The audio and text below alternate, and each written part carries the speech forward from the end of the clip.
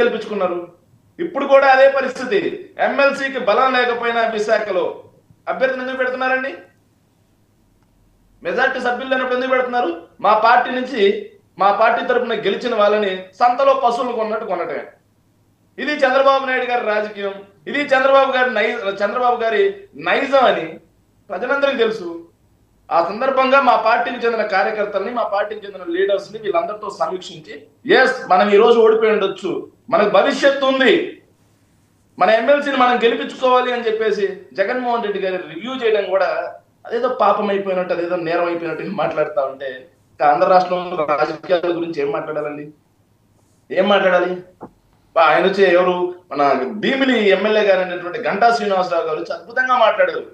భూకుంభకోణం బట్టబయలు చేస్తారంట. సిగ్గుపడాలి సార్, నిజంగా సిగ్గుపడాలి గంటా శ్రీనివాసరావు గారు. హుదూద్ తుఫాన్ వచ్చిన తర్వాత రికార్డులు తారుమారు చేసి గంటా శ్రీనివాసరావు గారు అండుకో ఎంత భూములు ఇలా కుంభకోణం చేశారు, భూములు దోచేశారని మేమన్న మాట కాదండి, అయ్యన్న పాత్రుడు గారు అన్నమాట. మేమన్న మాట కాదు ఇది. ఈ రోజు స్పీకర్ స్థానంలో ఉన్నటువంటి అయ్యన్న పాత్రుడు గారు ఆ రోజు అన్నమాట, హుదూద్ తుఫాన్ ద్వారా భూ రికార్డులన్నీ తారుమారు చేసి గంటా శ్రీనివాసరావు అండుకో వేల కోట్ల విలువైనటువంటి భూముల్ని విశాఖలో అప్పనంగా దోచేశాడు అని చెప్పి ఆరోపణ చేశారు. ఆయన వచ్చి ఈ రోజు ఆడ కూర్చొని భూ కుంభకోణం గురించి మాట్లాడుతుంటే ఏం మాట్లాడాలి సార్? ఏం మాట్లాడాలి? భూ కుంభకోణాల వాళ్ళే. అమరావతి అనేది ఈ దేశంలోనే అత్యంత పెద్దదైనటువంటి భూ కుంభకోణం. దాని గురించి విచారణ చేస్తే కోర్టులకు వెళ్ళి గ్యాగ్ ఆర్డర్ తెచ్చుకున్నారు వాళ్ళు. ఏ తప్పు చేయకపోతే విచారణకు ఆదేశించమని చెప్పాలి కదా, కానీ కోర్టులకు వెళ్ళి గ్యాగ్ ఆర్డర్ తెచ్చుకొని మరీ విచారణ నాటించుకున్నారు. ఎన్ని భూములకు కబ్జా చేశారు? కరణాల వ్యవస్థను రద్దు చేసి ఆ కరణాల వ్యవస్థను ఆపేసి వందల వేల ఎకరాలు దోచేసుకున్నటువంటి ముఠా అది. మీకు అవకాశం ఉన్నప్పుడు ఎందుకు బయట పెట్టలేకపోయారండి? మీకు అద్భుతమైన అవకాశం ఇచ్చారు కదా 151 సీట్లతో. ఒక్క నిమిషం. ఎస్, ఈ రోజు వక్ఫ్ బోర్డు భూముల గురించి కూడా అండి, వక్ఫ్ బోర్డు చట్టాన్ని నిర్వీర్యం చేసి వక్ఫ్ బోర్డు భూములను కూడా కొట్టేయడానికి ఎన్డీఏతో కలిసి, ఏదైతే బీజేపీతో కలిసి ఈ రోజు ఆ చట్టానికి తెలుగుదేశం పార్టీ అండగా నిలబడింది. నేను అడిగిందని సమాధానం చెప్పలేదు మీరు. 2019 నుంచి 24 వరకు 2019-24 వరకు ఎందుకు సిట్లు వేసిన? గతంలో వాళ్ళు సిట్ వేసారు, ఆ సిట్ వేసిందో ఏమైందో తెలియదు, మళ్ళీ మీరు ఒక సిట్ వేసారు, అన్ని సిట్లే అయినాయి కానీ దాని పట్టు అయితే ఎక్కడ దొరకలేదు. ఎందుకు సార్? ఒకటి, వీళ్ళ భూ కుంభకోణం మీద 2019 నుంచి 24 వరకు వైఎస్ఆర్ కాంగ్రెస్ పార్టీ అధికారంలో ఉన్నప్పుడు సిఐడి ద్వారా, సిట్ ద్వారా విచారణ చేయడం జరిగింది. విచారణ చేయడం జరిగిన తర్వాత చర్యలు తీసుకునే పరిస్థితిలో వీళ్ళు డైరెక్ట్ గా కోర్టులకు వెళ్ళి న్యాయస్థానాల ద్వారా గ్యాగ్ ఆర్డర్లు, ఆ విచారణ ఆపండి అని చెప్పించినారు. ఇలాంటి తీర్పులను తెచ్చారు. తెచ్చిన మాట వాస్తవం కదా? గ్యాగ్ ఆర్డర్లు తెచ్చిన మాట వాస్తవం కదా? వీళ్ళు రాజులు తలుచుకుంటే దెబ్బలకి ఏమైనా కరువు ఉంటుందా అండి? మీరు తలుచుకుంటే ఏదో రకంగా బయట పెట్టగలరు కదా. మొదటి ఒకే సిట్ అవసరం లేదు, ఒక 1000 ఉన్నదనుకోండి, 100 ఎకరాలన్నా ఇదిగో ఇలా తప్పు జరిగిందని చూపించవచ్చు కదా సార్. ఒకటి మీకు అర్థమవుతుందా? అమరావతి భూ కుంభకోణమే పెద్ద కుంభకోణం అని చెప్పి దాని మీద మేము తీసుకొచ్చాం. ఆధారాలు తీసుకొస్తే కోర్టు ఆపిందని మీరు ఎలా చేయగలరు? ఈ విశాఖ మీద కూడా కోర్టులో కేసులు ఉన్నాయా? గ్యాగ్ ఆర్డర్ ఉన్నదా విశాఖ భూముల మీద? 100% ఉందండి. అదేంటి, విశాఖ భూముల మీద ఉన్నట్టు నేను అనుకోవట్లేదు. ఏదో పంచగ్రామాలకు సంబంధించి ఏమన్నా కోర్టు కేసులు ఉన్నాయో కానీ. ఒక్క నిమిషం మీరే మాట్లాడేది కానీ శేఖర్ రెడ్డి గారు, కృష్ణాంజనేయులు గారు ఒకసారి అది కరెక్ట్ చేయరా? పంచగ్రామాలకి సంబంధించి కేసులు ఉన్నాయని నాకు తెలుసు కానీ విశాఖలో కూడా ఉన్నాయా? మీరు గమనించండి వర్మ గారు, వైఎస్ఆర్ కాంగ్రెస్ పార్టీ 2019 ఎన్నికలకు ముందు ఎన్నికల ప్రచారంలో ఉత్తరాంధ్రలో గంటా శ్రీనివాసరావుకు సంబంధించినటువంటి భూముల కుంభకోణాన్ని మొత్తాన్ని మేము వెలికి తీస్తామనేటువంటి ప్రచారం చేశారు. చేసిన తర్వాత అధికారంలోకి వచ్చారు. వచ్చిన తర్వాత ఏమైంది? అంతకు ముందే తెలుగుదేశం ప్రభుత్వమే సిట్టేసింది. ఈ శేఖర్ రెడ్డి గారు చెప్పినట్టుగా అయ్యన్న పాత్రుడు, గంటా శ్రీనివాసరావు ఇద్దరు విమర్శలు చేసుకున్నారు. తెలుగుదేశం ప్రభుత్వమే సిట్టేసింది. సిట్టు ఆల్రెడీ నివేదిక కూడా మొత్తం రెడీ అయిపోయిన తర్వాత తెలుగుదేశం పార్టీ ఓడిపోయింది, వైసీపీ అధికారంలోకి వచ్చిన తర్వాత మరి ఆ సిట్ ప్రకారంగా వీళ్ళు చర్యలు తీసుకోవాలి కదా, తీసుకోలేదు. ఏం చేశారో చెప్పనా? వీళ్ళు మరి వైసీపీ గవర్నమెంట్ సిట్ వేసింది. సిట్టుకు సంబంధించినటువంటి నివేదిక వచ్చిన తర్వాత దాని ప్రకారం చర్యలు ఇవ్వండి. జరిగింది ఏంటో చెప్పనా? ఆ 2 సిట్లలో వచ్చినటువంటి సమాచారాన్ని పెట్టుకొని ఎక్కడ ప్రైవేటు భూములు ఉన్నాయి, ఎక్కడ ప్రభుత్వ భూములు ఉన్నాయి అనేటువంటి దాని మీద మొత్తము వైఎస్ఆర్ కాంగ్రెస్ పార్టీకి సంబంధించినటువంటి వాళ్ళు విజయసాయి రెడ్డి కానీ, వైవి సుబ్బారెడ్డి కానీ, లేకపోతే ఉత్తరాంధ్రకు సంబంధించిన నాయకులు వీళ్ళు వాటిని ఆక్రమించారు అనేటువంటిది ఆరోపణ. అందుకనే 2 సిట్లని మొత్తం కూడా దాన్ని ఆ నివేదికల్ని బుట్ట దాఖలు చేసినటువంటి పరిస్థితి ఉంది. ఎక్కడా కూడా కోర్టు గ్యాగ్ ఆర్డర్ కానీ, కోర్టుకు సంబంధించినటువంటి స్టే ఆర్డర్ కానీ లేదు. దీని మీద స్పష్టంగా కావాలంటే వాళ్ళ ఆధారాలతో చెప్పగలరు. శేఖర్ రెడ్డి గారు దాని మీద కోర్టుకెళ్ళి విచారణ ఆపాలి అని చెప్పి తెచ్చుకున్నట్టుగా ఆర్డర్ నా దగ్గర ఉంది, కావాలంటే మీకు పంపిస్తాను. నెక్స్ట్ నా దగ్గర నా ల్యాప్ లో ఉంది. ఇది అధికారంలో ఉన్నప్పుడే నేను చాలాసార్లు మాట్లాడాను దీని గురించి. అధికారంలో ఉన్నప్పుడే మాట్లాడాను చాలాసార్లు దీన్ని. సో కృష్ణాంజనేయులు గారికి దాని మీద ఐడియా లేదేమో, పొరపాటున అన్న దగ్గరికి ఆ సమాచారం రాలేదేమో, కానీ వాళ్ళు విశాఖ భూముల మీద వాళ్ళు కోర్టుకెళ్ళి విచారణ ఆపండి అని చెప్పి తెచ్చుకున్నట్టుగా నా దగ్గర ఆర్డర్ ఉంది. మీకు ఆర్డర్ పంపిస్తాను, మీరు షో కూడా చేయండి కావాలి. దాంట్లో ఎలాంటి సందేహం. ఓకే ఆనంద్ సార్ గారు.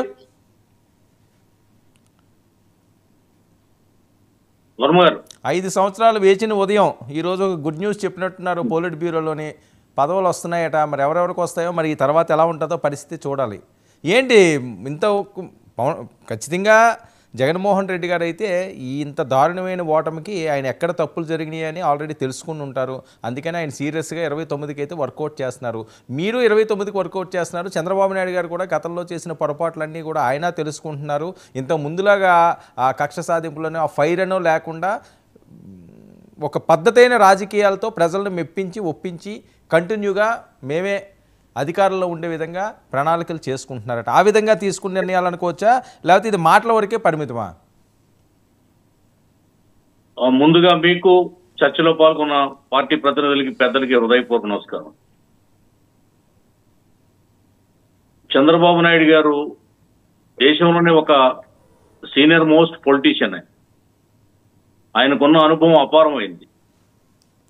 ఆ అనుభవంతో రాష్ట్ర రాజకీయాల్లో ఈ 5 సంవత్సరాలు జరిగినటువంటి ఒక అప్రజాస్వామిక విధానానికి, విధ్వంసానికి ఒక పులి స్టాప్ పెట్టాలనే కృతనిశ్చయంతో ఉన్నారు. కక్ష సాధింపు అనే అది ఆయన డైరీలో ఎక్కడ కనిపించట్లేదు. రాష్ట్రాన్ని బాగు చేయాలి, అలాగే రాజకీయాలను కూడా ప్రక్షాళన చేయాలి.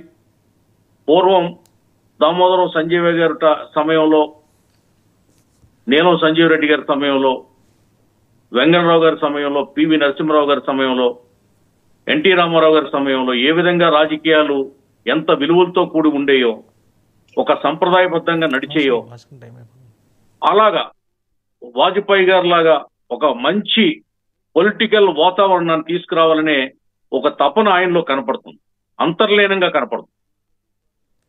ఈ క్రమంలో ఈ కక్షలకి, కార్పణ్యాలకి, రెవెంజ్లకి ఎక్కడా కూడా తావు లేకుండా కేవలం పరిపాలన మీద ఒక పక్క దృష్టి పెడుతూ, మరో పక్క పార్టీని 2029 ఎన్నికలకు సమాయత్తం చేసే ఆ యజ్ఞానికి కూడా ఆయన నాంది పలికారు.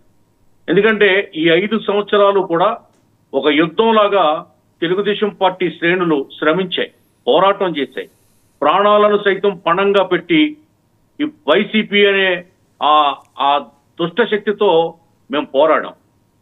ఆ పోరాట ఫలితంగా ఈవేళ ప్రభుత్వం ఏర్పడింది, కూటమి ఏర్పడింది, కూటమి విజయ దుందుబి మోగించింది. ఈ విజయాన్ని ఏదో తాత్కాలికంగా 5 సంవత్సరాలకి పరిమితం చేసే ఆ ఉద్దేశం ఎక్కడా కూడా చంద్రబాబు నాయుడు గారికి లేదు. అందుకే ఎవరు ఎంతమంది ఏ విధంగా కోరుకుంటున్నా, రివెంజ్ పాలిటిక్స్ ఆశిస్తున్నా, ఆయన మాత్రం దానికి అంగీకరించట్లేదు. ఆ దిశగా ఆయన ఆలోచన చేయట్లేదు. ఇక మీరు అన్నారు పదవుల పందేరం గురించి. ఈ రాజకీయాల్లో పదవి అనేది ప్రజాసేవ చేయడానికి ఒక పరమపద సోపానం లాంటి. డబ్బున్న వాళ్ళు ఏ రకంగా సమాజానికి సేవ చేయొచ్చు. దానం ఇచ్చో, లేదా బడి కట్టించో, గుడి కట్టించో, రోడ్డు వేయించో, ఒక ధర్మసత్రం కట్టించో, హాస్పిటల్ కట్టించో, ఏదో విధంగా మెడికల్ క్యాంప్ పెట్టించో సేవ చేయొచ్చు డబ్బుంటే. కానీ ఒక పౌరుడు, ఒక పేదవాడు ప్రజాసేవ చేయాలంటే రాజకీయ పార్టీలో ఉండాలి, ఆ పార్టీకి నమ్మిన బంటుగా ఉండాలి. తద్వారా ఏదో ఒక పదవిని పొంది ప్రజలకు సేవ చేసుకోవాలి. ఇది కార్యకర్త గుండెల్లో ఉన్నటువంటి మాట. ఆ విధంగానే టిక్కెట్లు పంపిణీ దగ్గర నుండి కూడా మేమెవరం కూడా బాబు గారి చుట్టూ కానీ, లోకేష్ గారి చుట్టూ కానీ, పార్టీ ఆఫీస్ చుట్టూ కానీ మేము టిక్కెట్ల కోసం తిరగలేదు. వాళ్లే ఎవరు ఏ స్థాయిలో పనిచేశారు, ఎవరు ఎంత నిబద్ధతతో పార్టీలో ఉన్నారు, ఎవరు పార్టీకి అంకితమై క్రమశిక్షణతో విధేయతతో ఉన్నారు అనే విషయాల్ని తీసుకుని, సీనియారిటీని తీసుకుని, అలాగే కొత్త నెత్తురెక్కించే ప్రక్రియలో కూడా ఒక పొలిటికల్ బ్యాక్గ్రౌండ్ లేనటువంటి అతి సామాన్య కుటుంబాల నుంచి కూడా కొంతమంది వ్యక్తులకు టిక్కెట్లు ఇవ్వడం, వాళ్ళు ఎమ్మెల్యేలు అవ్వడం, మంత్రులు అవ్వడం కూడా ఈ సందర్భంగా మనం గుర్తు చేసుకోవాలి. ఇదే కోవలో ఇప్పుడు కూడా గ్రామ స్థాయిలో, మండల స్థాయిలో, జిల్లా స్థాయిలో, నియోజకవర్గ స్థాయిలో, రాష్ట్ర స్థాయిలో అనేక మంది తమ తమ పరిధుల్లో తమకు చేతనైనంత సేవ పార్టీకి చేశారు. ఆ సేవల్ని ఈవేళ పార్టీ ప్రామాణికంగా తీసుకుని దాని ప్రకారంగా పదవులు పంచిపెట్టే కార్యక్రమానికి ఈవేళ పొలిట్ బ్యూరోలో చర్చించి ఒక నిర్ణయం తీసుకున్నారు. ఇక్కడ సమిష్టి నిర్ణయం ఏది చేయాలన్నా, ఏ ముహూర్తం ఖరారు చేయాలన్నా పొలిట్ బ్యూరో మీటింగ్ పెట్టిన తర్వాత మాత్రమే చంద్రబాబు నాయుడు గారు ఆ ముహూర్తాన్ని ఫిక్స్ చేస్తారు. అందులో భాగంగా ఈవేళ పొలిట్ బ్యూరో జరిగింది. 2-3 రోజుల్లో తిరుమల తిరుపతి దేవస్థానంతో ప్రారంభం కాబోతుంది నామినేటెడ్ పోస్టుల భర్తీ కార్యక్రమం అని భావిస్తున్నాం. ఆ తర్వాత అంచెలంచెలుగా, విడతల వారీగా దాదాపు ఎక్కువ మంది కార్యకర్తలు మునుపెన్నడూ లేని విధంగా మార్కెట్ కమిటీలు కావచ్చు, ఇదిగో ఈవేళ విద్యా కమిటీ ఎన్నికలు జరిగినాయి రాష్ట్రం అంతా. అన్ని చోట్ల తెలుగుదేశం పార్టీ గెలిచింది, కూటమి గెలిచింది. BJP, Janasena, Telugu Desam party. Anand sir గారు ఏంటి విశాఖ ఓకే పందాలు ఎవరికి ఎలాంటి పదవులు ఇస్తారన్నా చూద్దాము. ఒక పక్క పెద్దిరెడ్డి గారు అయిపోయింది ఆయన పని, ఆయన ఏదో అరెస్ట్ చేస్తారని చెప్పి అనగాని సత్యప్రసాద్ గారు చాలా కీలకమైన ఏవో ఫైళ్లు దొరికినాయని ఆయన మాట్లాడుతున్నాడు. విశాఖ భూ కుంభకోణానికి సంబంధించి గంటా శ్రీనివాసరావు గారి మీదే ఆరోపణలు ఉన్నాయి. ఈరోజు ఆయనే మాట్లాడుతున్నారు అవన్నీ కూడా సర్వే నెంబర్లతో కూడా ఇస్తాము అని.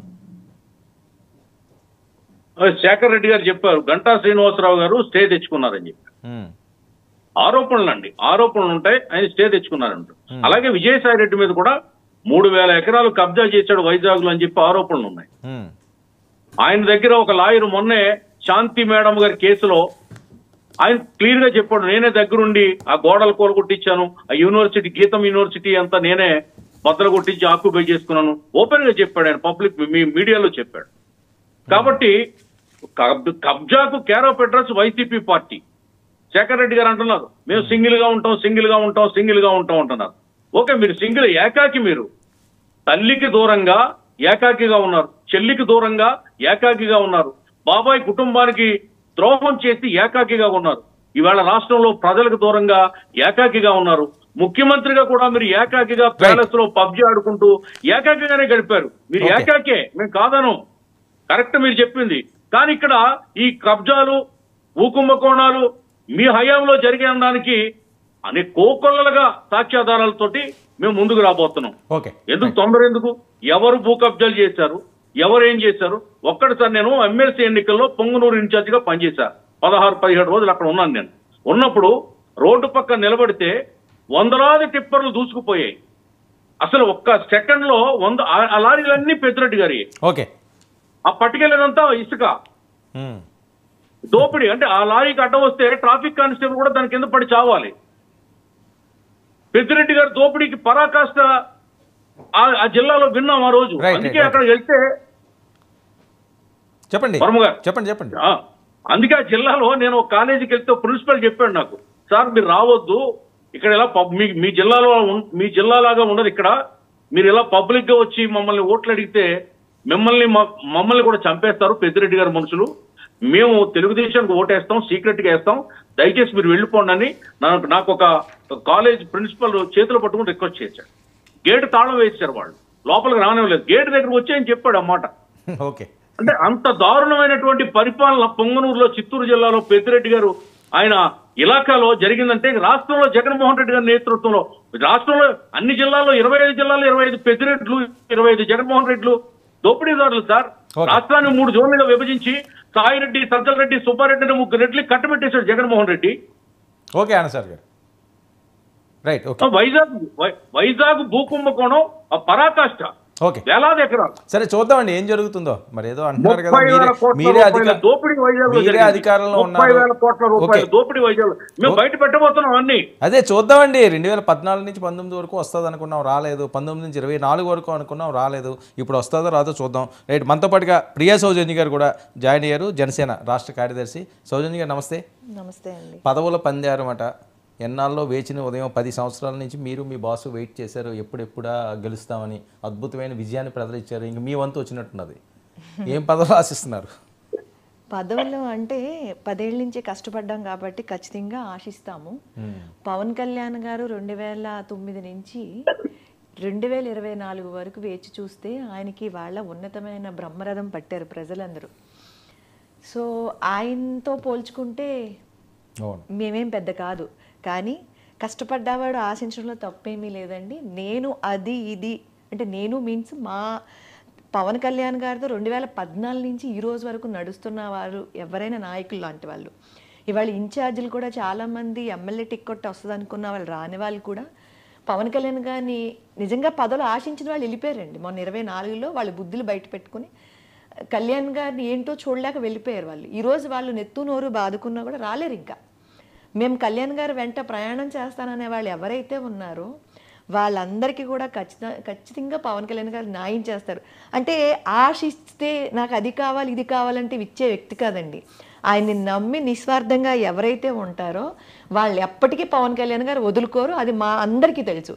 ఎక్స్పెషల్గా నేను చెప్తున్నానండి, నేను ఆయన దగ్గర జాయిన్ అయిన కాడి నుంచి ఈ రోజు వరకు నేను ఏ పదవి కోసం ప్రయత్నించలే. ఈవెన్ ఈరోజు రాష్ట్ర కార్యదర్శి కానివ్వండి, అంతకుముందు వీర మహిళ వైస్ చైర్పర్సన్ చేసినప్పుడు రాష్ట్రం, ఆ రోజు కూడా కళ్యాణ్ గారు ఆయనంతటా ఆయన ఎందుకంటే నా వర్క్ని చూసి ఇచ్చారు. నా వర్కే నాకు నమ్మకం ఏంటంటే ఖచ్చితంగా నా వర్క్ని ఆయన గుర్తిస్తారు.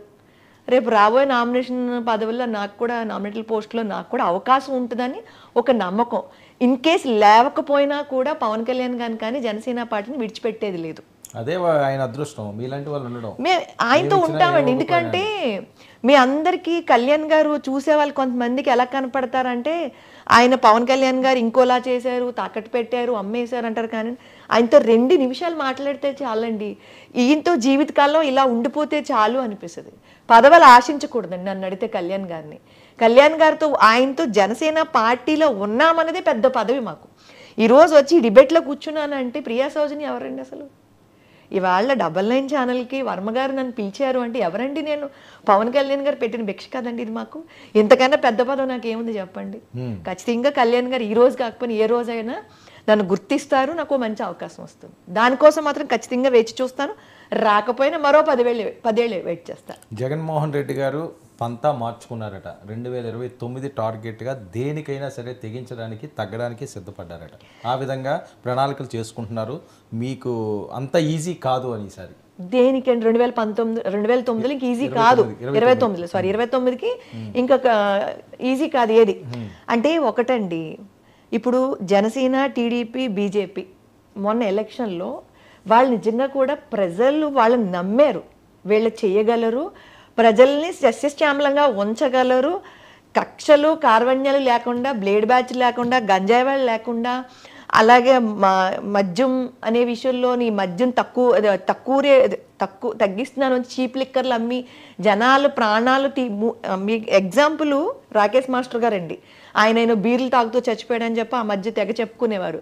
జగన్మోహన్ రెడ్డి జనాలు ఎంత విపరీతంగా మోసం చేశాడు అంటే జగన్మోహన్ రెడ్డి గారిని ఆయన కార్యకర్తలు కాదండి మోసం చేసింది, ఆయన నాయకులే మోసం చేశారు, ఆయన పక్కన ఉన్న వాళ్ళు. ఇప్పుడు 2029లో కూడా కార్యకర్తలే మోసం చేయరండి. ఎవరైతే ఆయన వెనకాల ఈరోజు వాగుతున్నారో, ఆయన పక్కన కూర్చుని మాట్లాడుతున్నారో వాళ్ళు మళ్ళీ ఉండరండి. గెలవం అని తెలిస్తే మా డోర్లు ఓపెన్ అవుతే, టీడీపీ, బీజేపీ, జనసేన డోర్లు ఓపెన్ అవుతే, డోర్స్ ఓపెన్ అవుతే కనుక వచ్చి మా దాంట్లో టికెట్లు అడుగుతారు. 11 మందిని కూడా ఉంచరా అంటే దైవాధీనం అండి, అది ఎలా జరగబోతుందో మనం చెప్పలేము. ఎందుకంటే వెర్ర వీగిన వాళ్ళు, మిడిసిపడిన వాళ్ళు ఎంతో మందిని చూసామండి నాశనం అయిపోయిన. ఈయనేం అతిథుడేం కాదు దాని విషయంలో. జగన్మోహన్ రెడ్డి గారు ఎంత వెర్ర వీగారో, ఎలక్షన్స్ దగ్గరికి వచ్చాక కూడా ఏం జరగబోతుందో తెలిసాక, ఎలక్షన్ అయిపోయాక కూడా 175 ఆళ్ళవే అని చెప్పి చాలా వెర్రవీగారు. ఎంత వెర్రవీగారో అంతా కింద పాతాలను పడిపోయాడు. సార్ సింపుల్గా ఒకే ఒక క్వశ్చన్ వేస్తాను వర్మ గారు, నేను జగన్మోహన్ రెడ్డి గారికి అలాగే వాళ్ళ నాయకులకి. 2019 నుంచి 2024 ఎలక్షన్ ముందు వరకు మీరు ఎన్ని డిబేట్లు పెట్టారు, ఎన్ని ప్రెస్ మీట్లు పెట్టారు, ఎంతమంది ప్రజల్లోకి వెళ్ళారు, ఎంతోమంది ప్రాణాలు పోతే వాళ్ళ ఇళ్ళకి మీరు ఎన్నిసార్లు పరామర్శిస్తాకు వెళ్ళారు? ఇవాళ మీరు శవరాజకీయాలు చేయడానికి వస్తున్నారా ఏంటి? మీకు సెక్యూరిటీ పెంచాలి, దేనికి పెంచాలి? ఏమి ఓడపీకారని మీరు ఈ రాష్ట్రాన్ని పాతాళానికి తొక్కేసి పాతికేళ్ళు వెనక్కిపోయినందుకు మీకు సెక్యూరిటీ పెంచాలా? జనాల చాటలతో దుమ్మెత్తి పోసేసారు మీ నెత్తుల మీద. ఒక్కటి చెప్తున్నాను చూడండి, 2019 నుంచి 24 వరకు పవన్ కళ్యాణ్ గారి కోసం మాట్లాడేటటువంటి ఒక ఎమ్మెల్యే కానీ ఒక మంత్రి కానీ డిపాజిట్లు కూడా దొరకకుండా పోయి ఈరోజు దొరికితే చెప్పు దెబ్బలతో కొడతారేమో అని, దొరికితే ఎక్కడన్నా కేసులని తవ్వి లోన్ వేసేస్తారేమో అని చెప్పి టిక్కెట్లు వేసుకుని దేశాలు పారిపోతున్నారు. వీళ్ళ ప్రజాప్రతినిధులండి. ఈరోజు రాజకీయం అంటే ఏంటి, పాలన అంటే ఏంటో చంద్రబాబు నాయుడు గారిని అలాగే పవన్ కళ్యాణ్ గారిని చూసి నేర్చుకోవాలి వీళ్ళు. రాబోయే తరాలకి ఒక వీళ్ళిద్దరు ఎగ్జాంపుల్ అండి. ఇవాళ పవన్ కళ్యాణ్ గారు ఒక యోధుడు అని తెలుసా? జనాలందరూ కూడా ఫస్ట్ ఇంతవరకు అంటే మేము అంటే నాయకులకి గ్రౌండ్లోకి వెళ్ళలేకపోవచ్చు, అంటే పైన ఉన్న వాళ్ళు చూడలేక, కానీ మాలాంటి వాళ్ళు కిందకి వెళ్తుంటే మాట్లాడుతుంటే పవన్ కళ్యాణ్ గారి కోసం ఏదో అనుకున్నామమ్మా. ఇలాంటి నాయకుడిని చూస్తే నిన్న ఒక తెలిసిన ఒక ఆవిడ ఏదో వాళ్ళ ఇంట్లో ఫంక్షన్ కోసం నాకు ఫోన్ చేసి, ఆవిడ అబ్దుల్ కలాం గారు రేంజ్కి వెళ్ళిపోతాడమ్మా, ఆయన దొరకడు ఎవరికి, అలాంటి వ్యక్తి యోధుడైపోతాడమ్మా. ఏంటంటే మీరు అలా మాట్లాడుతున్నారంటే పవన్ కళ్యాణ్ గారి కోసం ఎవరైతే తప్పుగా మాట్లారో ఇవాళ వాళ్ళు లెంపలు వేసుకునే పరిస్థితి తీసుకొచ్చాడమ్మా. వన్ అండ్ ఓన్లీ హీరో సినిమాల్లోనే కాదు నిజ జీవితంలో కూడా హీరో ఎవరన్నారంటే పవన్ కళ్యాణ్ గారు అన్నారు.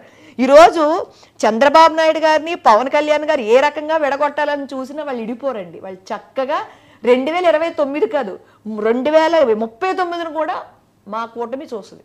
పవన్ కళ్యాణ్ గారు అయితే సీఎం అవరా ఇప్పుడప్పుడే? ఖచ్చితంగా అవుతారండి సార్. జీవితకాలం చంద్రబాబు నాయుడు గారు సీఎం అవుతారని ఆయన ఎక్కడ అనలేదండి. ఈసారి ఆయనకి ఇచ్చారు అవకాశం. 2029లో ఏమో పవన్ కళ్యాణ్ గారు ఆశించవచ్చు కదండి ఆ సీటు ఆపేడు. కళ్యాణ్ గారు ఊహించింది జరిగింది. ఎవరైనా అనుకున్నారండి 11 సీట్లకి జగన్మోహన్ రెడ్డి అన్ని పథకాలు ఇచ్చి అన్ని సంక్షేమాలు ఇచ్చిన జగన్మోహన్ రెడ్డి 11 సీట్లకి ఆగిపోతుంది ఎవరైనా అనుకున్నారు? అసలు మీరు అనుకున్నారు కదా? మేమైతే అనుకున్నాం. నేనైతే అసలు 11 కూడా రాదు, సింగిల్ డిజిట్ మీద ఆగిపోతుంది. ప్రజలు ఎక్కడో జాలిపడి ఇంకొక 2 సీట్లు ఇచ్చారు. అందుకనే కదా తలుపులు తెరుస్తానంటున్నారు. ఖచ్చితంగా వాళ్ళు వచ్చడానికి రెడీగా ఉన్నారండి, రెడీగా ఉన్నారు. పవన్ కళ్యాణ్ గారినే కాదు, టీడీపీ వారినే కాదు. మీరు ఏంటి ఎక్స్పెక్ట్ చేస్తున్నారు? అస్సలు నేనైతే నిజంగా చెప్తున్నానండి, నెవర్ ఎక్స్పెక్టింగ్. సేవ చేస్తారు ఎలా? కళ్యాణ్ గారికి 10 ఏళ్ళ నుంచి సేవ చేస్తే నాకు 2 సార్లు పదవి నేను వెళ్ళి ఏ డోరు టచ్ చేయకుండా నా వర్క్ ను గుర్తించారు, నా కష్టాన్ని గుర్తించారు. కళ్యాణ్ గారు నాకు 2 సార్లు పదవి ఇచ్చారు. ఈ రోజు మళ్ళీ చెప్తున్నాను, ఈ రోజు మీ ముందు డిబేట్ల ముందు కూర్చున్నానంటే జనసేన పార్టీ తరఫు రాష్ట్ర కార్యదర్శి నేను కూర్చున్నానంటే నాకు పవన్ కళ్యాణ్ గారు పెట్టిన భిక్ష.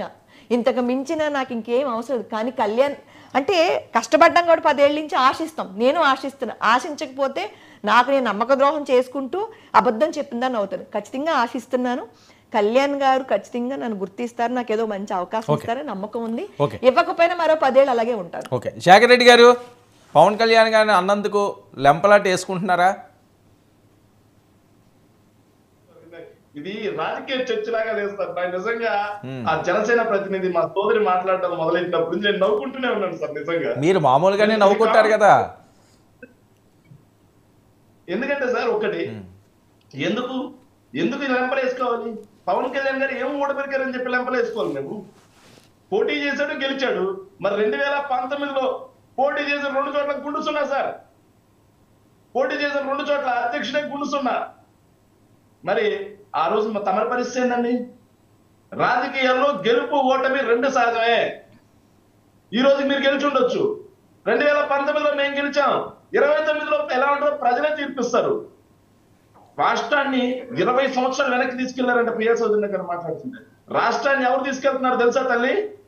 రోడ్లు మొత్తం పీపీఎఫ్పీ అని చెప్పి ప్రైవేట్ వాళ్ళకి అప్పచెప్పి రాష్ట్రాన్ని తాకట్టు పెట్టేస్తున్నారు. 12 మెడికల్ కాలేజీలు పీపీపీ అని చెప్పేసి ప్రైవేట్ వాళ్ళకి అప్పచెప్పి తాకట్టు పెట్టేస్తున్నారు తల్లి. ఇది రాష్ట్రాన్ని భ్రష్టు పెట్టించడం అంటే. కానీ మీరు వచ్చి ఈరోజు మాట్లాడుతూ జగన్మోహన్ రెడ్డి గారి గురించి మాట్లాడే స్థాయి ఇది. మీరేంటి ఆ 4 సీట్లు, 5 సీట్లు, 10 సీట్లు, 20 సీట్లు చంద్రబాబు నాయుడు గారు ఎక్కడ పోటీ చేయాలో మీకు చెప్పాడు. చంద్రబాబు నాయుడు గారి ద్వారా పోటీ చేసి గెలిచిన వాళ్ళు మీరు. మేము గెలిచినా ఓడినా సింగిల్ గానే ఉన్నాం. ఇక మా ఎమ్మెల్యేలు ఎక్కడికెక్కడికో పారిపోతున్నాడు, చెప్పులతో కొడతారండి. ఎవరు కొడతారండి? మీరు కొడతారా? జనసేన వాళ్ళు చెప్పులతో ఏమన్నా? మీ చేత చెప్పు దెబ్బలు తిన్నాక మీరు పక్కన అది ప్రతిపక్ష పార్టీలను చెప్పులతో కొట్టడానిక మీకు ప్రజల అధికారం ఇచ్చింది? ప్రజల అధికారం ఇచ్చింది అందుక 2019లో ఓడిపోయిన తర్వాత మీ పవన్ కళ్యాణ్ గారు ఏడున్నారా? ఫామ్ హౌస్లో సినిమా షూటింగ్ లో ఉన్నారు. అప్పుడప్పుడు వీకెండ్ పాలిటిక్స్ వచ్చేవాళ్ళు, ఎలక్షన్ దగ్గరకు వచ్చేంత వరకు. మరి మీరేమో అలా చేస్తారు, కానీ ఎమ్మెల్యేలు మాత్రం ఏదో వ్యక్తిగత అక్కడికి ఇక్కడికి వెళ్తే. శేఖర్ పెద్దిరెడ్డి గారు భాగవతం మొత్తం బట్టబయలు అవుతున్నదట. పక్కా ఆధారాలతో ఆయన్ని ఖచ్చితంగా ఎత్తేస్తారట, మీరు రెగ్యులర్గా అంటున్న భాష. ఖచ్చితంగా ఎత్తుకోమనండి సార్. వాళ్ళ దగ్గర ఆధారాలు ఉంటే మేము ఆల్రెడీ చెప్పాం. సిబిఐ కాదు FBI ఎంక్వైరీ చేసుకోమని చెప్తాం. సిఐడి సిట్ కాదు, సిబిఐ కాదు, FBI చేసుకోమని చెప్పండి. ఇంకా అంత పెద్దదేమన్నా ఉంటే. మేము ఏ తప్పు చేయలేదు. ఇంకా మోకా ఆనంద్ సాగర్ అని ఇలా మాట్లాడితే లారీలు రెయ్యని పోతున్నాయంటే ఎవరైనా అడ్డొస్తే కానిస్టేబుల్ అని తొక్కించుకుంటూ పోతారు. ఇసుక లారీలతో జనాల్ని తొక్కించిన నీచమైన చరిత్ర తెలుగుదేశం పార్టీదన్నా. ఏర్పేడు సంఘటన మర్చిపోయారా? ఏర్పేడు సంఘటన మర్చిపోయారా అన్న? ఇసుక లారీలతో తొక్కించిన సంఘటన. కానీ 2019 నుంచి 24 మధ్యలో ఎప్పుడైనా ఇలాంటి సంఘటన ఒకటి జరిగిందన్నా? ఇసుక లారీలతో గ్రామస్తుల్ని అడ్డొచ్చిన వాళ్ళు తొక్కించిన సంఘటన ఒకటి జరిగిందా? ఇలాంటివన్నీ తమరి హయాంలో జరిగాయన్నా. ఇంకోటి భయాందోళనకు గురి చేశారంట. రాష్ట్రం ఈ రోజు భయాందోళనలో ఉంది. ఆంధ్రప్రదేశ్ కి అత్యవసరమైతే తప్పిస్తే వెళ్ళొద్దు అని చెప్పి ఒక దేశం, వేరే దేశం సార్, పరాయి దేశం, దాని పేరు నార్వే, ఆంధ్రప్రదేశ్ లో శాంతి భద్రతలు లోపించాయి. మీకు అత్యవసరమైతే తప్పిస్తే ఆంధ్రప్రదేశ్ వెళ్ళొద్దు అని చెప్పి నార్వే అనే దేశం మన 4 రోజుల క్రితం మన దేశ పౌరులకు హెచ్చరిస్తూ లెక్కించింది. ఆదేశాలు జారీ చేస్తున్నారు దేశ పౌరులందరికీ. అది మన రాష్ట్రం ఈ రోజు శాంతి భద్రతలు ఏ స్థాయిలో ఉన్నాయో పక్క దేశాలు కూడా. ఓకే శేఖర్, మీ సెక్యూరిటీ ఏమైంది ఎంతకి? కోర్టు తీర్పిచ్చింది కదండి, హైకోర్టు తీర్పిచ్చింది కదండి. సెక్యూరిటీ పెంచాల్సిందే, భద్రత పునరుద్ధరించాల్సిందే, జామర్స్ ఇవ్వాల్సిందే, మొత్తం చెప్పేసింది. నేను ప్రైవేట్ సెక్యూరిటీ ఏమన్నా పెరిగిందా అని, గవర్నమెంట్ ఇచ్చేది ఇస్తుంది. ఒకటి సార్, ఒకటి మీరు బాగా గమనిస్తున్నారు లేదు, స్పీకర్ స్థాయిలో ఉండే వ్యక్తి జగన్ గారిని చచ్చేదాకా కొట్టాలి, భౌతికంగా తీసేయాలని చెప్పి మాట్లాడతారు. వాళ్ళ పార్టీ కార్యకర్తలు జగన్మోహన్ రెడ్డి గారి ఇంటి దగ్గర రెక్కీలు నిర్వహిస్తారు. పవన్ కళ్యాణ్ వీళ్ళు మాట్లాడతారు సెక్యూరిటీ ఎందుకు, భయం అని. సార్ పవన్ కళ్యాణ్ అభిమానులు ఆ ఇంటి దగ్గరికి పోతేనే నన్ను చంపడానికి బీహార్ నుంచి గోండాలు వచ్చారని చెప్పి గగ్గోలు పడ్డాడు పవన్ కళ్యాణ్ గారు. మర్చిపోయారా? ఎన్నిసార్లు డిబేట్లు పెట్టారు సార్ వర్మ గారు 99లో. మీరు పవన్ కళ్యాణ్ గారిని ఎలిమినేట్ చేయడానికి రంగం సిద్ధమా? పవన్ కళ్యాణ్ గారిని ఇబ్బంది పెడతారా? పవన్ కళ్యాణ్ గారికి మీద రెక్కి జరిగిందా? మీరే పెట్టినారు సార్ మీ ఛానల్లో డిబేట్లు. కానీ విచారణ చేస్తే వాళ్ళంతా పవన్ కళ్యాణ్ గారి అభిమానులు, ఆయనతో ఫోటోలు తీసుకోవడం కోసం వాళ్ళ ఇళ్ళ చుట్టూ తిరిగితే అది కూడా నా మీద రెక్కీలని చెప్తాను. ఏంటి రాత్రి 12కి 1 గంటలకినా? ఈ రోజుకి తెలుగుదేశం పార్టీ వాళ్ళు జగన్మోహన్ రెడ్డి గారి ఇంటి దగ్గరికి వెళ్ళి ఎంత హంగామా సృష్టించారు. నానా హంగామా సృష్టించారా లేదా? మరి అలాంటి వ్యక్తికి భద్రత కల్పించారా లేదా? కాదండి, జోగి రమేష్ గారు ఏం చేశారండి? గతం అస్సలు గుర్తుండదా శేఖర్ రెడ్డి గారు మీకు ఎవరికైనా? డైరెక్ట్ చంద్రబాబు నాయుడు గారి ఇంటికి వెళ్ళలేదండి జోగి రమేష్ గారు? తొలగించామా? చంద్రబాబు నాయుడు గారి భద్రతను మేము తొలగించామా? అది మీ చేతుల్లో ఉంటే తొలగుతురేమో, మీ చేతుల్లో లేదు. అది Z+ కేటగిరీ ఉన్నటువంటి ఆయన కాదండి, అది మీరు ఇచ్చింది ఏం కాదండి, అది సెంట్రల్ నుంచి వచ్చింది ఆయనకి. ఆ అలిపిరి ఇన్సిడెంట్ దగ్గర నుంచి ఉంది. అది మీరు తగ్గించాలన్నా మీరు పెంచాలన్నా మీ చేతిలో ఉండదు. అది జగన్మోహన్ రెడ్డి గారికి Z+ కేటగిరీ సెక్యూరిటీ భద్రత ఉందా లేదా? అదొకదానికి ఆన్సర్ చెప్పండి.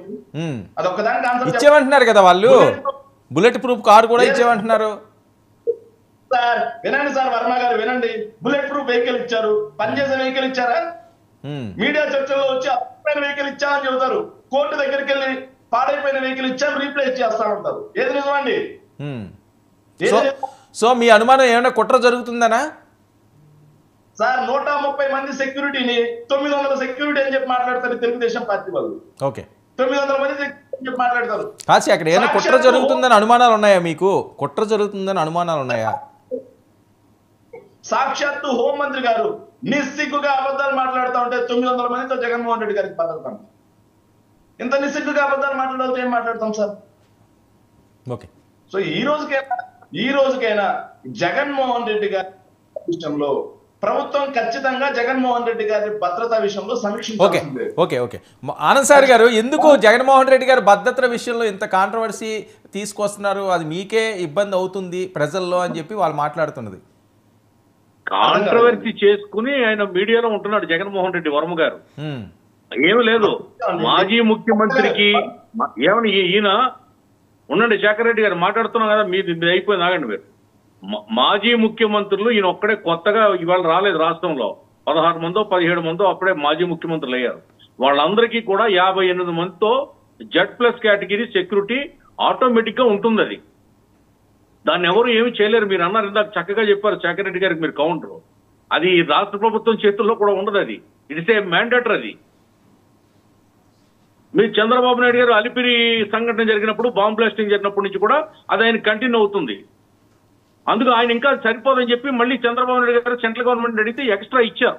ఇప్పుడు కూడా ప్రభుత్వాన్ని అడగలేదు, గవర్నర్ని అడగలేదు, స్పీకర్ని అడగలేదు, కేంద్రాన్ని అడగలేదు, ఈవెన్ రాష్ట్రపతికి కూడా ఆయన పోనీ అక్కడ కూడా అప్పీల్ చేసుకోలేదు. ఎవరు కాదనలేదు, ఎవరు తిరస్కరించలేదు, ఎవరు లేదనలేదు. ఆయనే కోర్టుకు వెళ్ళిపోతాడు సరాసరి. కాదండి, రాష్ట్రపతికి కాదు ఆనంద్ సార్ గారు, రాష్ట్రపతికి అప్పీల్ చేయకపోవడం ఏంటండి? రాష్ట్రపతి పాలన పెట్టాలని డిమాండ్ చేశారు ఆయన. అది కరెక్టే. రాష్ట్రపతి పాలన పెట్టమన్న దాంట్లో నాకు ప్రాణహాని ఉందనే పాయింట్ యాడ్ చేయలేదు. రాష్ట్రం నాశనం అయిపోయింది, 50 రోజుల్లో సర్వనాశనం అయిపోయింది, నేను పువ్వులాగా కాపాడాను, రాష్ట్రానికి ఒక రక్షణ కవచంలాగా కాపాడాను, పసిబిడ్డలాగా ఓదార్చాను, పాలిచ్చాను, పెంచాను, బొబ్బెట్టాను రాష్ట్రాన్ని. అటువంటి రాష్ట్రాన్ని ఇదిగో కూటమి వచ్చి తునాతునకలు చేస్తుందని చెప్పి అక్కడ కేంద్రంలో యాగీ చేశాడు ఆయన. అక్కడ మాత్రం అందరూ కావాలి. ఏది ఎవరో రెడ్డి మన ములాయం సింగ్ యాదవ్ కొడుకు కావాలి, ఇంకా ఇతర శివసేన కావాలి, ఆసేన కావాలి, ఈసేన కావాలి, అందరూ సపోర్ట్ కావాలి ఢిల్లీలో. ఇక్కడ మాత్రం ఒంటరిగా ఉంటానంటాడు ఆయన. ఏది నిజమండి? 2 నాలుకలు, అవసరమైతే సహస్ర నాలుకలతోటి వాళ్ళు నోరిపితే అబద్ధాలు మాట్లాడతారు. ఒక దళిత యువకుడు సీతానగరంలో రాజమండ్రి దగ్గర ఇసుక లారీని అడ్డుకుంటే గుండు గోయించారు పోలీస్ స్టేషన్ లో కూర్చోబెట్టి మీ పార్టీ పెద్దలు. అలాగే పెంచాడని ఆ పెద్దిరెడ్డి ఆ నియోజకవర్గంలో ఒక దళితుడు మాట్లాడితే తెల్లారేటప్పుడు ఉరిది చంపారండి. ఎక్కడ తెలుగుదేశం పాలన, ఎక్కడ మీ పాలన? నక్కెక్కడ, నాకలోకం ఎక్కడ?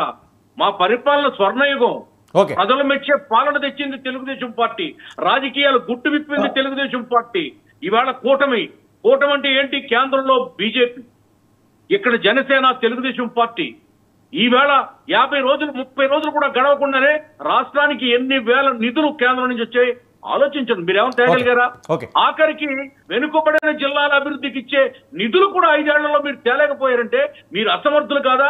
మీరు చేతగాని వాళ్ళు కాదా? మీరు చౌటలు కాదా? మీరు దద్దమ్మలు కాదా? మీరు నపోసుకులు కాదా? ఒప్పుకోండి. ప్రజలు శిక్షించగలుగుతున్న నిజాలు ఒప్పుకోవాలి మీరు.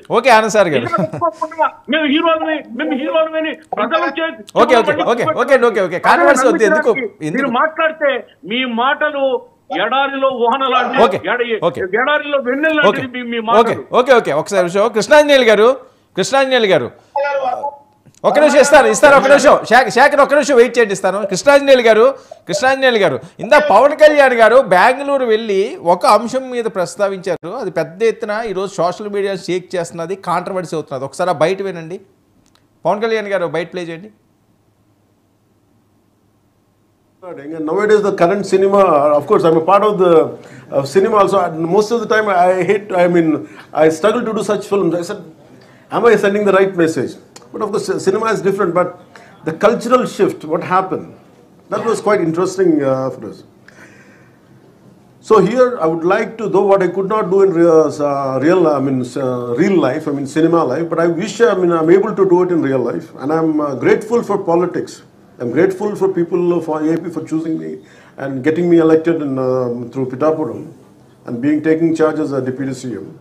And all this power, whatever power I have and whatever influence I could do, it is more for an ecological balance and of course saving the Mother Earth and saving Vasudhaika Kutumbam. And it is not just Earth is not just for few humans; it is for all of us. I was sharing how the culture.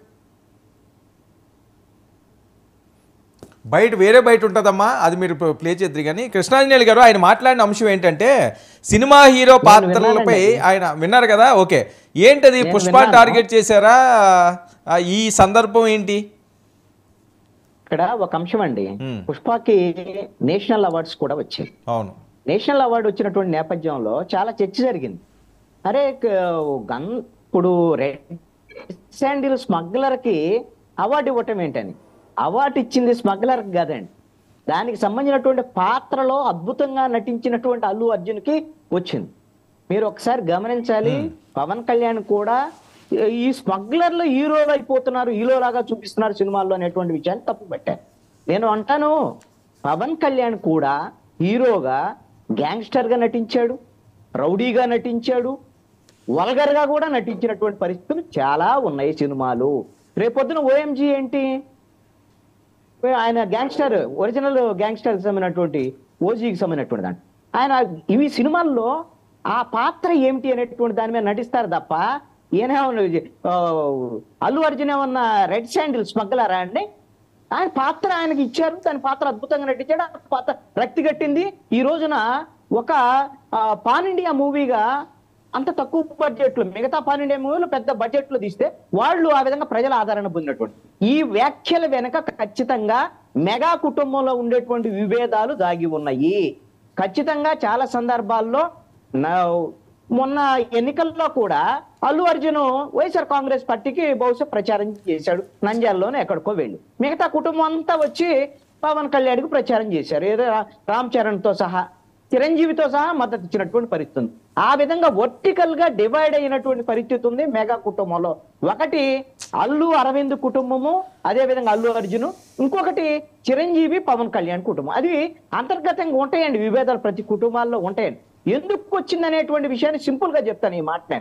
ఎందుకు ఈ విభేదాలు వచ్చినాయంటే, ఒకప్పుడు చిరంజీవి అల్లూరు రామలింగయ్య కుటుంబం ఆధారంతో చిరంజీవి ఎదిగినటువంటి స్థితి, అల్లు అరవింద్ నిర్మాతగా అల్లు అరవింద్ తీసినటువంటి సినిమాల్లో 98%, 99% చిరంజీవి హీరో తీసినటువంటి సినిమాలే.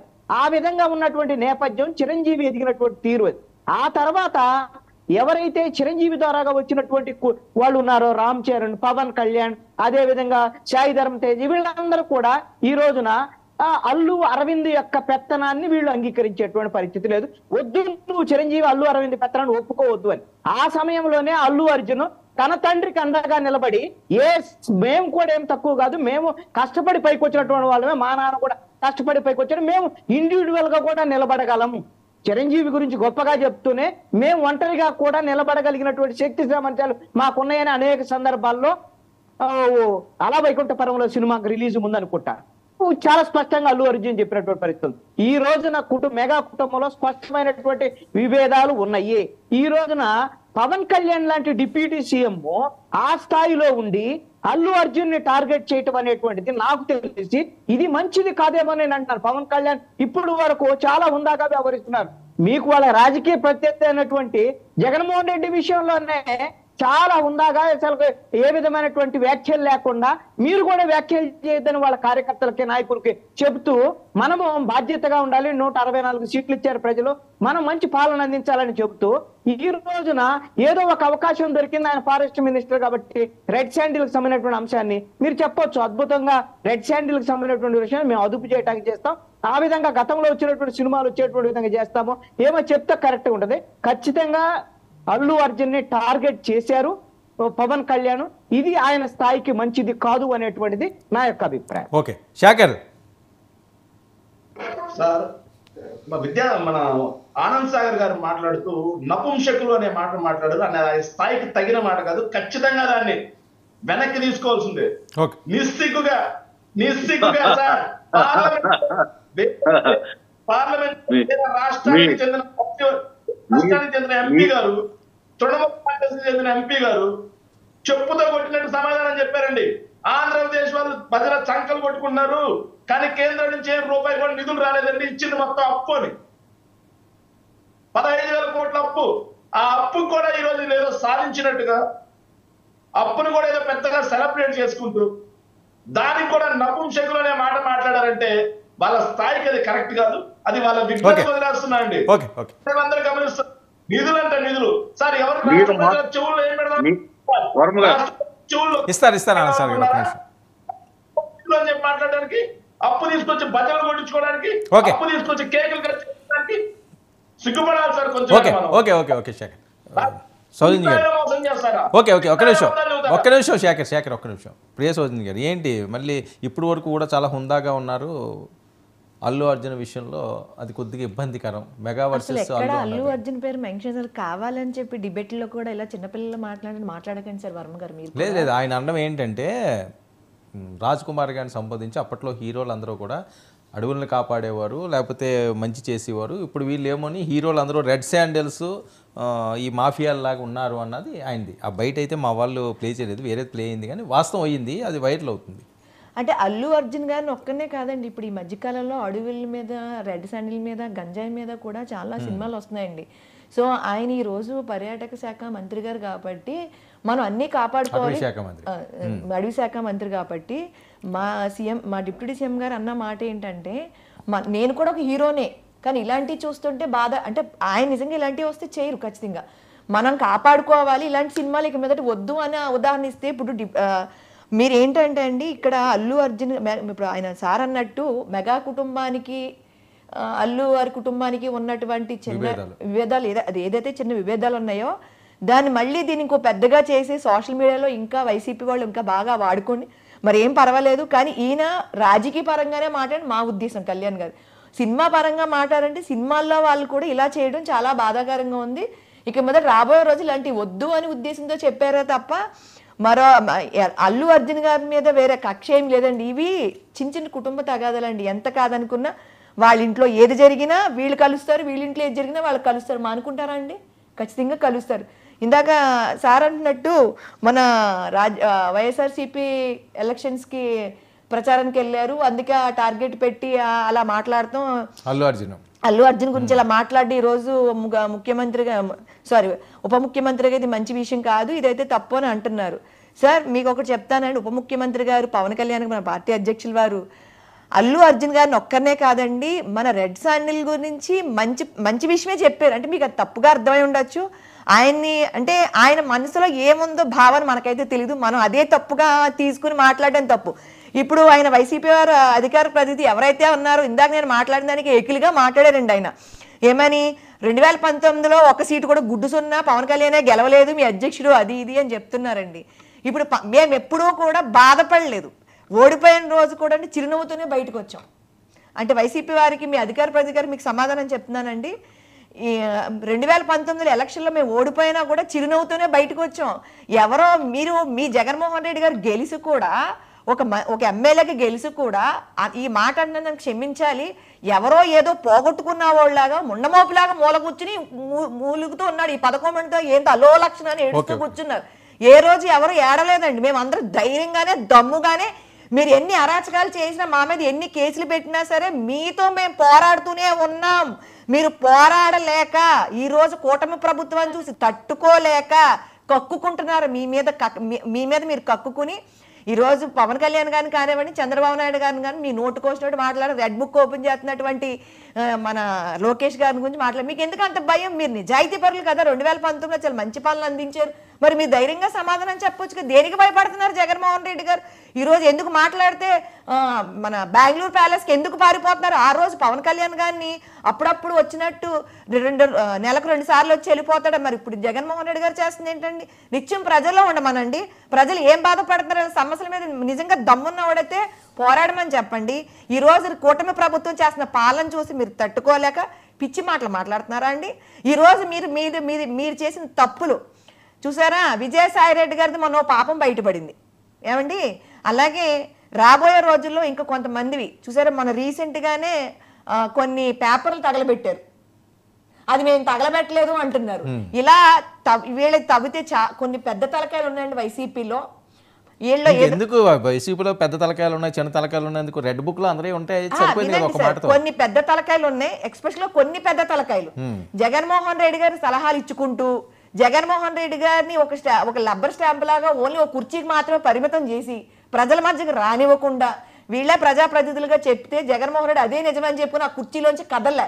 ఈ రోజు బయటకు వస్తే కానీ తెలియలే. చాలా పెద్ద తలకాయలు ఉన్నాయండి. ఒకళ్ళు కొలువులో ఉన్న బురద పాములు బయటకు వస్తాయండి త్వరలో. అన్ని పంట పండే రోజు వస్తుంది. మీకు ఒక విషయం చెప్తున్నానండి, నా వరకు నేను ఈస్ట్ గోదావరి జిల్లాలో ఒక ద్వారంపూడి చంద్రశేఖర్ వల్ల కొంతమంది, నేను నా తోటి మహిళ ఒక ఆవిడ, కొంతమంది కేసులు ఈ రోజుకి, నిన్న కూడా మేము వాయిదాకి వెళ్ళి వచ్చాం. మీరు ఏంటంటే చిన్న పెద్ద ఏం తేడాలు, మీరు అందరి మీద కేసులు పెట్టారు. మీకు అడ్డు వచ్చిన వాళ్ళు కులం మతం భేదం లేకుండా దొరికినట్టు చావగొట్టి మిమ్మల్ని ప్రశ్నించిన వాళ్ళు చంపేసి. మీరు ఉన్నారా ఆ రోజు కాకినాడ ఇన్సిడెంట్? ఉన్నాను కదా, ద్వారంపూడి చంద్రశేఖర్ గారు 5 కేసులు, A3 అండి. నేను A3, ఈ రోజు A3 నిన్ననే వెళ్ళొచ్చాను కోర్టుకి. ఈ రోజు ఆడోళ్ళని మగోళ్ళని చిన్నోళ్ళు పెద్దోళ్ళు కులం మతం ఏం లేదండి. మీరు ఇందాక లారీలతో తొక్కించలేదా అంటున్నారు. ఒక మాస్క్ అడిగినందుకు ఒక డాక్టర్ని చంపేశారు. మీరు మర్చిపోయారా? ఇందాక ఆయన అన్నట్టు రాజానగరంలో ఒక ఇసుక దగ్గర నుంచి మాట్లాడితే మీరు ఒక్కసారి మీరు 2019 నుంచి మన 23 కొత్త ప్రభుత్వం ఏర్పడే వరకు ఒక్కసారి మీ వెనక్కి చూసుకోండి. మీకు కనిపించకపోతే ఒకసారి అద్దం పెట్టుకు చూసుకోండి. మీ తప్పులని కనపడతాయి. 50 రోజులు అవ్వలేదు, జనాలు బ్రహ్మరథం పట్టేస్తుంటే తట్టుకోలేక మీరేంటి గవర్నర్ పాలనలు కావాలా? ఏం జరిగిపోయిందండి? రాష్ట్రపతి పాలన కావాలా? మీకు ఏం జరిగిపోయిందండి? అసలు ఇంత దుర్మార్గంగా ఎలా మాట్లాడుతున్నారండి బాబు? జనాలకి మీరు ఎంతో సంక్షేమాలు ఇచ్చినట్టయితే మరి ఎందుకు జనాలు మిమ్మల్ని 11 సీట్లకే పరిమితం చేసి మీరు ఇవాళ అసెంబ్లీకి కూడా రాలేని పరిస్థితిలో ఉన్న ఎందుకని దాగుంటారు? ఏమండి వర్మ గారు, ఇప్పుడు ఆయన ఆ ప్రతినిధి గారిని, వైసీపీ ప్రతినిధి గారిని, శేఖర్ గారిని ఒకటి అడగాలనిపిస్తుంది, శేఖర్ రెడ్డి గారిని ఒకటి అడగాలనిపిస్తుందండి నాకు. 2019లో చంద్రబాబు నాయుడు గారిని అసెంబ్లీకి వచ్చినప్పుడు ఎంత హేళన చేసండి, ఇలా కళ్ళల్లో ఒక వేళ్ళు పెట్టి ఒక సినిమా స్టైల్లో ఎంత అవమానించేవారండి ఆయన్ని. మరి ఈ రోజు మిమ్మల్ని ఎక్కడ అవమానించలే. ప్రమాణ స్వీకారం రోజు నుంచి ఈ రోజు వరకు కూడా మీరు మొహం చాటి వేసుకున్నారు. ఏమంటే జగన్మోహన్ రెడ్డి గారిని చంద్రబాబు నాయుడు గారు ఎంత మర్యాదస్తులో, ఆయనకి పాలన అంటే తెలుసు. ఇంకోటి ఏంటంటే ఎవరిని ఎలా గౌరవించాలి చిన్న పెద్ద తెలిసిన వ్యక్తి అండి చంద్రబాబు నాయుడు. ఈ రోజు పవన్ కళ్యాణ్ గారు కూడా తగ్గింది కూడా అలాంటి వ్యక్తి కావాలి ప్రజలు. కానీ వినండి సార్, మొన్న ప్రమాణ స్వీకారం అప్పుడు కూడా మాజీ సీఎం హోదాలో గేట్ వరకు కార్లు రానిచ్చారు కదా మీకు. సీఎం గారు, మాజీ సీఎం గారు ఎక్కడ దిగారండి లోనకి వచ్చి? వీళ్ళు నిన్ను మాట్లాడుతున్నారు కదా. అదే మేము ఈ రోజు కూటమి ప్రభుత్వం మేము ప్రతిపక్షంలో ఉండుంటే వీళ్ళ చేసి విన్యాసాలు ఎలా ఉంటాయో తెలుసా? పిచ్చెక్కిన కోతులు చూసారు, కొబ్బరి చెప్పు దొరికితే కొట్టుకుంటాయే నాకు నీకు అని అలా పిచ్చిగా బిహేవ్ చేసేవారు వైసీపీ వాళ్ళు. మీరు చేసిన తప్పులు ఎక్కడికి పోవు. 29 కాదు కదా, 39 కూడా మీరు మళ్ళీ ముఖ్యమంత్రి హోదాలోకి రాలేరని మీరు ఖచ్చితంగా మేము బల్లగుద్ది చెప్తున్నాం. ద్వారంపూడి గారు పాయింట్ ఇచ్చారు కాబట్టి ఆ రోజు కొట్టారు అంటారు, నిజమేనండి? వీర మహిళని మొన్న ఏదో కేసులు అన్నారు, ఏమైనా అవి? వీర మహిళలు కొట్టడమా అసలు? అంటే మేము మాటలతో ఆ రోజు వీడియోస్ మీకు కొన్ని నేను మీకు ఇస్తాను, మీరు వీలైతే ప్లే చేయండి. ఉన్నాయా మీ దగ్గర? ఉన్నాయి నా దగ్గర. ఆడవాళ్ళు మగవాళ్ళు ఇప్పుడు ఉన్నాయా? ఉన్నాయండి. ఫొటోస్ వీడియోస్ మీకు ఇస్తా నేను. నాకు ఇవ్వద్దండి, ఉంటే ప్లే చేయండి. ఆడవాళ్ళు మగవాళ్ళు అని ఏం లేదండి. వాళ్ళు ఇష్టం వచ్చిన చోట తాకటం, మమ్మల్ని కొట్టడం, పచ్చి బూతులు మాట్లాడడం, అంతేకాకుండా వాళ్ళ అంటే ఆ రోజు ఏంటంటే అండి మా కళ్యాణ్ గారు ఎంతసేపు కూడా ఆడబొడుచులకి ఏం జరిగిపోతుందో, లేకపోతే అక్కడ ఆయన అప్పుడు ఢిల్లీలో ఉన్నారు పర్యటనలో, ఏం జరుగుతుందో కంగారు పడ్డారు తప్ప ఈ దెబ్బలతో వెళ్ళి మా కింద నాయకులతో కేసులు పెట్టించుంటే వీళ్ళు తిరగాలి ఈ రోజు కేసులు కండి. దెబ్బలు తింది మేము, గాయపడింది మేము, అమ్మనా బూతులు తిట్టించుకుంది మేము, మా చీరలు పీకించుకుంది మేము. ఈ 420 మా మీద కేసు పెట్టి ఈ రోజుకి మమ్మల్ని కోర్టుల చుట్టూ తిప్పుతున్నారు. వీళ్ళు ఓడిపోయి కూడా మమ్మల్ని చూసి మీరెంత వికృత చేష్టలు చేస్తారో తెలుసండి. మేము అలా చేయం. మేము హుందాగా వెళ్ళి హుందాగానే వస్తున్నాం. జనసేన, టీడీపీ, బీజేపీ ఎప్పుడూ కూడా హుందామైన మనుషులే ఉన్నారు. మీలాగా నోరిప్పితే పంచాంగం తప్ప మంచి మాటలు రావు. ఫస్ట్ జగన్మోహన్ రెడ్డి గారు మంచిగా మాట్లాడితే మీరు మంచిగా మాట్లాడతారు, ఆయనకి రాదు. మీరు ఎలా మాట్లాడతారు? శేఖర్, ఆనంద్ సార్ గారు ఇస్తాను శేఖర్ ఇస్తారు. ఒక్క నిమిషం, ఆనంద్ సార్ గారు మాట్లాడదు. ఆనంద్ మాట్లాడండి. తెలుగదేలయన్న దేశంబు తెలుగు, ఏ తెలుగు వల్లముండ తెలుగు ఒకండ, దేశ భాషలందు తెలుగు లెస్స అన్నాడు శ్రీకృష్ణదేవరాయలు. ఎరుగవే భాషాడి దేశ భాషలందు తెలుగు లెస్స అన్నాడు శ్రీకృష్ణదేవరాయలు. తేనెలాంటి తెలుగు భాషని 5 ఏళ్లు కూని చేసింది వైసీపీ పార్టీ. ఇప్పుడు నేను అన్న మాట, మహాభారతంలో ద్వాపర యుగంలో శిఖండి అనే ఒక పాత్ర ఉంది, బృహన్నల్ అనే పాత్ర ఉంది, చాలా ఉన్నారు వాళ్ళు. అదొక జాతి భూమి మీద ఉంది. ఇప్పుడు దాన్ని నపుంసకులు అంటున్నాం కలియుగంలో. మనం ఇంకా ముతగ్గా మాట్లాడాలంటే కుజ్జా అంటున్నారు, 0.5 అంటున్నారు, ట్రాన్స్జెండర్ అంటున్నారు, రకరకాల పేర్లు వస్తున్నాయి దానికి. కానీ మీరు మాట్లాడిన భాష గజనీలాగా మర్చిపోతే ఎలాగ? శేఖర్ రెడ్డి గారు పప్పు అన్నారు లోకేష్ గారిని. మీరు డిఎన్ఏ ఏంటని అడిగారు, పేరు చివర ఏం పెట్టుకుంటావు పప్పు అని అడిగారు. ముసలావిడ ముసల ఇంకా లంజా కొడుకు అన్నారు.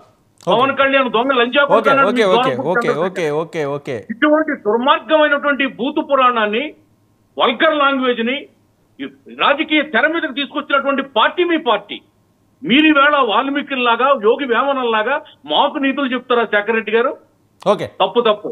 నా మాట నేను విత్డ్రా చేసుకుని, అది భాష, తెలుగు భాషలో ఒక వర్డ్ అది. అదేమి తప్పు మాట కాదు. మీరు మీ నాయకుడు నంద్యాల ఎన్నికల్లో ఏమన్నాడు? చంద్రబాబుని నడి రోడ్డు మీద కాల్చి చంపమన్నాడు. చంద్రబాబు నాయుడు గారి భార్య గురించి అసెంబ్లీలో ఏ విధంగా మాట్లాడారు మీరు? ఓకే ఏ విధంగా మీ కొడలు నాని మాట్లాడారు? ఓకే ముసలి నా కొడుకు అనలేదా? బొల్లి నా కొడుకు అనలేదా? వంశీ ఏం మాట్లాడాడు? ఇటువంటి మీ అంబటి రాంబాబు ఏం మాట్లాడాడు? ఓకే రోజా గారు ఏం మాట్లాడింది? ఇవన్నీ మీకు మీకు మీకు అమృతం పోసినవి అంటున్నాం చెవున్నప్పుడు. ఓకే ఇప్పుడు చేతులు పోసినట్టున్నాయి మా మాటలు. మేము ఎప్పుడు తప్పు మాట్లాడడం. ఇది ఆనంద్ గారు ఒక్క నిమిషం, పార్టీ. ఆనంద్ గారు ఒక్క నిమిషం, విత్ ప్రూఫ్స్ ఏవో చూపిస్తున్నారట ప్రియా సోజిని గారు, చూపించండి సోజిని గారు. ఏంటి? వర్మ గారు ఇదిగోండి బాగా క్లోజ్ ఇస్తాను ఒక్క నిమిషం ఇస్తాను. చూడండి, ఆ రోజు మహిళలను కూడా చూడకుండా చూడండి సార్, అక్కడ పోలీసులు కూడా సాక్ష్యమే. పోలీసు వాళ్ళు ఆపుతున్నారు అది. అలా అంటే రావద్దు అంటే పోలీసు వాళ్ళు మమ్మల్ని ఫస్ట్ తరిమేసిన తర్వాత మా లేడీని ఒక ఆవిడని కొడుతుంటే మేము బలివెంతాలు లాగుతుంటే అండి, అంత గొడవలో మా పనిలో మేము ఉంటే, అంటే వైసీపీ వాళ్ళు ఎంత దారుణంగా ఉన్నారో చూపిస్తాను. ఇంకో వీడియో చూపిస్తానండి దీంతో పాటు మీకు. ఇది ఒకటి అంటే ఆ రోజు అంటే వీడియోలు తీసుకున్నారా అంటే వీళ్ళు దీని కూడానండి. అప్పుడు మమ్మల్ని ఇంకా తరిమేసండి, ఇదిగో ఆటోలో ఎక్కి మమ్మల్ని రాళ్ళు ఇచ్చుకుని పరుగులెట్టుకుంటూ మా వెనకాల పరుగులెట్టుకుని చూడండి, ఆటోలు ఎక్కుతుంటే పోలీసుల దగ్గర వెనకాల నుంచి చూడండి, వాళ్ళ గుండాలా అండి. మీకు ఇంకా చాలా వీడియోస్ ఉన్నాయి సార్, నేను చూపిస్తాను. అంటే వాళ్ళ రోజు మాట్లాడిన బూతులు అంటే వీళ్ళకి అమ్మలు కూతుళ్ళు చెల్లెళ్ళు ఉన్నారా అనిపిస్తుంది మనకి. ఇక్కడ ఇలా చూడండి, ఒకసారి ఇది క్లోజప్లో చూపించండి. ఒక అతను మా వెనకాల రాళ్ళు పట్టుకుని పరిగెట్టుకుంటూ వచ్చేస్తూ ఉంటాడు. పోలీసు వాళ్ళు మీరు వెళ్ళండి, ఎక్కండి ఆటో ఎక్కండి అని చెప్పి మమ్మల్ని చూడండి. వాడు చూడండి, పక్క నుంచి చూడండి, మీకు క్లియర్గా కనపడతాడు చూడండి. ఆ జనాల్లో ఆ పోలీసులు పట్టున్నారు కదా, వాళ్ళందరూ మమ్మల్ని కొట్టడానికి వదిలేయండి ఆ ఎల్ల ముండల్ని. ఇంత భాష తెలుసా సార్? మాకు మానవత్వం ఉంది. మీరు మీ ఇంట్లో ఆడవాళ్ళు తిడితే ఊరుకుంటారా? మేమేమి దేనికి దిగజారిపోయిన వాళ్ళం కాదు కదండి. పార్టీలో వర్క్ చేస్తూ ఆ రోజు పవన్ కళ్యాణ్ గారిని దోరంపూడి చంద్రశేఖర్ పక్కన ఎంపీని పెట్టుకుని, ఒక మహిళా ఎంపీని పెట్టుకుని పచ్చి బూతులు మాట్లాడు. నీకు సంస్కారం ఉందా? ఆయన అన్న మాటకి మీరు కోప్పడుతున్నారు కదా. మనం ఒక తల్లికి పుట్టిన వాళ్ళం అయితే గనక ఇంకొక తల్లి గురించి తప్పు పదాలు మాట్లాడిన వాడు జోడు తీసుకుని కొట్టాలి నన్ను అడిగితే. అంతమంది మగాళ్ళు 2-3 ఆడవాళ్ళ మీదకి వచ్చి పిచ్చి పిచ్చి మాట్లాడుతుంటే ఇలాంటి వాళ్ళ గురించి మేమేం మాట్లాడాలి చెప్పండి? మా అధినాయకుడు ఏ రోజున కూడా మిమ్మల్ని అన్నారు కదా మీరు ప్రతీకారం తీర్చుకోండి, ఏ రోజు చెప్పాలి. ఈ రోజుకి సార్ నిన్న కూడా మేము వెళ్ళొచ్చాం కోర్టుకి. నిన్న వెళ్ళొచ్చాం. మళ్ళీ 19 మీకు ఇది వాయిదా కూడా డేట్ చూపిస్తారు. రేపు 19 తారీఖున కూడా మళ్ళీ డేట్ వేశారు. అందులో ఏంటి A3 కందులు దుర్గేష్ గారు, పంతం నానాజీ గారు, నేను, గంటా స్వరూప గారు, పెద్ద పెద్ద నాయకులు అందరూ ఉన్నారు. 9 మంది మీద మా మీద కేసు ఉంది. అటెంప్ట్ టు మర్డర్ కేసులు అవి ఇష్టం ఉన్నట్టు రాసి పెట్టారు. ఎవరు మీరు? మేము ఆ రోజు ఇవన్నీ చూపించి మేము కేసు పట్ల ఈ రోజు చెప్పండి. శేఖర్ రెడ్డి గారు ఏదో మాట్లాడుతున్నారు కదండి, ఆడబడుచులు, మేము ఆడపిల్లలం, మేమేమైనా చేయగలమండి? దోరంపూడి చంద్రశేఖర్ మేమేమైనా చేయగలమా? మళ్ళీ ఏమన్నా తెలుసా, సినిమా ఆర్టిస్టులు, వాళ్ళు డ్రామా ఆర్టిస్టులు, వాళ్ళు ఇలాగని మా మీద అంత అసహ్యమైన మాటలు మాట్లాడారు తెలుసా అండి. అంటే వీళ్ళు చేస్తే సంసారం, ఎదుటి వాళ్ళు చేస్తే ఇంకోటి కాదండి. నా చెంప మీద కొడితే రెండో చెంప పగల కొట్టాలి. కానీ మా పవన్ కళ్యాణ్ గారు ఏ రోజు మాకు అలా చెప్పలా. వాళ్ళకి టైం వస్తుంది, మనం వెయిట్ చేద్దాం అన్నారు. ఖచ్చితంగా 1000 గ్రద్దలు తిన్న రాబందు గాలివాంగ పడిపోతుంది. నువ్వెంత మందిని ఏడిపించుకు తిన్నావో ఆ ప్రజలే నీకు సమాధానం చెప్పారు. ఏమంటే ఈ విషయం మా బాధ, మా ఘోష, మా ఏడుపు ఈరోజు జగన్మోహన్ రెడ్డి తగిలిందండి. నిజంగా చెప్తున్నాం. ఆ రోజు మా ఒంటి మీద చేసిన వాడు ఒకడు పచ్చి బూతులు మాట్లాడి మమ్మల్ని తాకరాని చోట తాకిన వాడు, మాలో ఒక ఆడపిల్ల దవడ పగల కొట్టాడండి, చంప మీద కొట్టాడు వాడు. ఈరోజు మన కరోనా తీసుకెళ్ళిపోయింది. ఆడదాన్ని చేసినాడు ఏం కాదండి. అలాగే పవన్ కళ్యాణ్ గారు చాలా ఉన్నతమైన వ్యక్తి అండి. దేవుళ్ళన్నా, మనుషులన్నా, పశుపక్షాలన్నా, చెట్లన్నా, మొక్క అన్నిటిని కూడా ఎవరికి ఇచ్చే విలువ ఇస్తాడు. కాబట్టి ఈరోజు పవన్ కళ్యాణ్ గారికి 21 సీటు, 2 ఎంపీ సీట్లు క్లియర్ 100% మేము గెలిచాం. కృష్ణాంజనేయులు గారు వర్మ గారు, కృష్ణాంజలి గారు, ఇది పరిస్థితి అంటే గతంలో అలా జరిగింది, ఇప్పుడు ఇలా జరిగింది, ఇంక వీటికి పులి స్టాప్ ఉండదా? ఇప్పుడు వర్మ గారు, ఇప్పుడు ఆనంద్ సాగర్ గారు చెప్పిన, సౌజన్య గారు చెప్పిన ఇవన్నీ ఎన్నికలకు ముందు చెప్పారు జనానికి. తెలుగుదేశం, జనసేన, బీజేపీ కూటమి జనంలోకి చెప్పారు. చెప్పిన తర్వాతే జనము వైఎస్ఆర్ కాంగ్రెస్ పార్టీని తిరస్కరించారు. తిరస్కరించిన తర్వాత ఇప్పుడు వచ్చినటువంటి ఈ ప్రభుత్వము నెక్స్ట్ ఏం చేయాలి అనేటువంటి దాని మీద పవన్ కళ్యాణ్ ఇప్పుడు దిశానిర్దేశం చేసి, ఎస్ మనకు బాధ్యత, పెద్ద బాధ్యత ఉంది, 164 సీట్లు ఇచ్చారు, మనము కక్ష సాధింపుల వ్యవహారాలు ఇవన్నీ కాదు, చాలా స్పష్టంగా డెవలప్మెంట్ వైపు వెళ్ళాలి అనేటువంటి దానికి పవన్ కళ్యాణ్ కూడా చెప్పింది. మీకు అందుకనే తెలుగుదేశం నాయకులు, కార్యకర్తల్లో ఉండే ఆలోచనలు వేరండి. చంద్రబాబు నాయుడు కూడా ఏం చెప్పాడు, చాలా స్పష్టంగా చెప్పినటువంటి అంశం, ఏ తప్పు చేసిన వాళ్ళని వదిలిపెట్టాం, కానీ చట్టబద్ధంగా మాత్రమే మేము శిక్షిస్తామని. కానీ వీళ్ళందరూ తెలుగుదేశానికి సంబంధించినటువంటి కార్యకర్తలు, ఈ రోజున ఉండేటువంటి వాళ్ళందరూ కూడా ఏస్ రెడ్ బుక్ తెరవాలి, వాడిని లోపలేయాలి, వీడిని తన్నాలి, ఇవన్నీ రెడ్ బుక్ లో ఆ రోజున అన్న మాట వాస్తవమే. ఆ రోజు ఉన్నటువంటి పరిస్థితుల్లో నారా లోకేష్ చాలా స్పష్టంగా చెప్పాడు, కొడాలి నానిని కొడ్రాయని మేము ఉరికిస్తానని కూడా చెప్పాడు ఆ రోజున. ఆ రోజు ఉన్నటువంటి వల్లభనేని వంశీ గన్నవరం దగ్గరకు కూడా వెళ్ళి ఆ రోజున నారా లోకేష్ చెప్పారు. ఎందుకు చెప్పాల్సి వచ్చింది అని అంటే, ఆ రోజున ప్రభుత్వము నిర్బంధ కాండ ప్రయోగించి తెలుగుదేశం కార్యకర్తల్ని, నాయకుల్ని టెర్రరైజ్ చేసేటువంటి పరిస్థితుల్లో వాళ్ళకి మోరల్ గా సపోర్ట్ ఇవ్వటం కోసం, ఎస్ మా ప్రభుత్వం వస్తుంది, మేము అధికారులను కూడా వదిలిపెట్టము, అదే విధంగా ఇప్పుడు నియంతృత్వంగా వ్యవహరించేటువంటి నాయకులను కూడా వదిలిపెట్టమనేటువంటిది ఆ రోజు ఉన్నటువంటి పరిస్థితి చెప్పారు. ఇప్పుడు నారా లోకేష్ ఎక్కడ కూడా రెడ్ బుక్ ఇంప్లిమెంట్ చేస్తాను అనేటువంటి విషయం నారా లోకేష్ కూడా చెప్పలేదండి. రాష్ట్రం అంతా పోస్టర్లు వేసిన మాట వాస్తవం. రెడ్ బుక్ మీద నారా లోకేష్ ఫోటోలతో సహా వేశారు రెడ్ బుక్ మీద. మొన్న అదే విషయాన్ని జగన్మోహన్ రెడ్డి మాజీ ముఖ్యమంత్రిగా ఢిల్లీ వెళ్ళి ఇదే విషయాన్ని నేషనల్ మీడియాకి చెప్పారు. కానీ వేసినటువంటి వాళ్ళు ఎవరు పోస్టర్లు వేసింది? రెడ్ బుక్ ఇంప్లిమెంట్ చేయాలి అనేటువంటి దాని మీద తెలుగుదేశం కార్యకర్తలు వీళ్ళు వచ్చుతాం, వీళ్ళు ఎందుకంటే 5 ఏళ్ల పాటు ఆ విధమైన ఇబ్బందికి గురయ్యారు కాబట్టి తిరిగి మనం కక్ష తీర్చుకోవాలనేటువంటి ధోరణిలో కార్యకర్తలు, క్షేత్రస్థాయి నాయకుల్లో ఉంది. అది అలా పోతే మనం ఖచ్చితంగా నష్టపోతాము అనేటువంటిది చంద్రబాబు నాయుడుకు ఉంది, నారా లోకేష్ కూడా ఉంది. అసలు పవన్ కళ్యాణ్ అయితే అసలు విమర్శలే వద్దనేటువంటి ధోరణిలో వెళ్ళిపోయినటువంటి పరిస్థితి ఉంది. ఇలాంటి పరిస్థితిలో తిరిగి వాళ్ళు చేసిన పనే వీళ్ళు చేస్తే మాత్రం ఇది జనం ఎలా ఉంటుందంటే అండి, జనం ఎప్పుడు రియాక్ట్ అవ్వరు, వెంటనే ఏమి చెప్పరు, ఏమి ఉద్యమాలు ఉండే వ్యవహారం ఉండదు.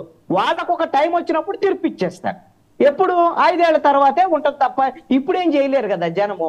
కాబట్టి ప్రతి అంశాన్ని వీళ్ళు అనుకుంటున్నారు కదా, మీరు గమనించండి, గెలిచిన వాడే హీరో అంటే రాజకీయాల్లో, ఓడిపోయినటువంటి వాడు జీరో. 2019 ఎన్నికల్లో 151 సీట్లు వచ్చినప్పుడు అసలు జగన్మోహన్ రెడ్డికి తిరిగే లేదు, పెద్ద హీరో, ఇంక 25 ఏళ్ళు నేనని జగన్మోహన్ రెడ్డి కూడా అనుకున్నాడు. ఆయన చేసినటువంటి తప్పుల వల్ల ఇప్పుడు ఓడిపోయిన తర్వాత ఆయన జీరో అయిపోయాడు. ఈ రోజున ఏమంటున్నారు, పవన్ కళ్యాణ్ 2 సార్లు ఓడిపోయిన, 2 చోట్ల ఓడిపోయిన పవన్ కళ్యాణ్, జీరోగా ఉన్న పవన్ కళ్యాణ్ 21 చోట్ల గెలవగానే ఇప్పుడు హీరో అయిపోయాడు పొలిటిక్స్ లో. నిజమో, ఈ రోజుకి హీరో పవన్ కళ్యాణ్, రేపొద్దునేంటి అనేటువంటిది ఫలితాలను బట్టి ఆధారపడి ఉంటుంది. ప్రజలు అనేటువంటి వాళ్ళు ఖచ్చితంగా ఎవరిని ఏ సమయంలో హీరోని చేయాలి, ఏ సమయంలో జీరోని చేయాలి అనేటువంటిది ప్రజలకు తెలుసు.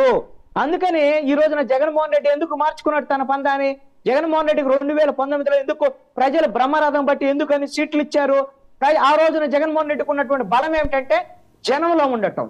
ఓదార్పు యాత్ర కానివ్వండి, పాదయాత్ర కానివ్వండి, జనంలో ఉండటం, బొగ్గలను ఉండటం, ముత్తులు పెట్టడం, ఇవన్నీ కూడా ఇక వాళ్ళ నాన్న తలపించేటువంటి విధంగా మనతోనే ఉంటాడు జగను, నేను విన్నాను, నేను చూశాను, నేను మీ సమస్యలను పరిష్కరిస్తాను, ఇవన్నీ నమ్మారు. కానీ జగన్మోహన్ రెడ్డి ఏం చేశాడు? ఎక్కడ ఎవరికి అపాయింట్మెంట్స్ జనసంఖ్య పెట్టండి, వాళ్ళ ఎమ్మెల్యేలకు, వాళ్ళ ఎంపీలకు అపాయింట్మెంట్లు. అసలు రఘురామకృష్ణరావుతో గొడవ ఏంది? అపాయింట్మెంట్ లేకపోవటమే కదా. అందుకని ఘోరంగా నష్టపోయినటువంటి జగన్మోహన్ రెడ్డిని ప్రజలు రోడ్డు మీద నుంచోబెట్టారు. అది ఎలా? ప్రతిపక్ష హోదా కూడా లేనటువంటి పరిస్థితిలో ఇక మార్గం ఏమి లేదు, నేను మళ్ళీ జనంలోకి వెళ్ళటమే అనేటువంటిది జగన్మోహన్ రెడ్డికి ఈ రోజున బోధపడ్డటువంటి అంశం. ఎంత మేరకు జనంలోకి వెళ్ళగలడు, ఏం చేయగలడు, మారతాడా లేదా అనేటువంటిది. వైఎస్ఆర్ కాంగ్రెస్ పార్టీ వాళ్ళు జయహో జగన్ అంటారండి, ఆయన ఎలా ఉన్నా జయహో అంటారు. ఇక్కడ జనం అనాల్సింది ఎవరు? తెలుగుదేశం వాళ్ళు ఎప్పుడు జగన్మోహన్ రెడ్డిని విమర్శిస్తారు, జనసేన వాళ్ళు ఎప్పుడు విమర్శిస్తారు. కానీ జగన్ గెలవాలి అన్నా, తెలుగుదేశం గెలవాలన్నా, లేదా ఇంకోటి గెలవాలన్నా మధ్యవస్థంగా ఉండేటువంటి రాజకీయ పార్టీలు కానటువంటి వాళ్ళు, ఓటర్లు, ప్రజలు మద్దతు ఇస్తే మాత్రమే ఆయా రాజకీయ పార్టీలు గెలుస్తాయి. కాబట్టి జగన్మోహన్ రెడ్డి ఇప్పుడున్నటువంటి పరిస్థితుల్లో వాళ్ళ కార్యకర్తలను కాపాడుకోవటము, పార్టీని కాపాడుకోవటం, నిలబెట్టుకోవటం. ఎందుకంటే నాయకులందరూ వెళ్ళిపోతున్నారు.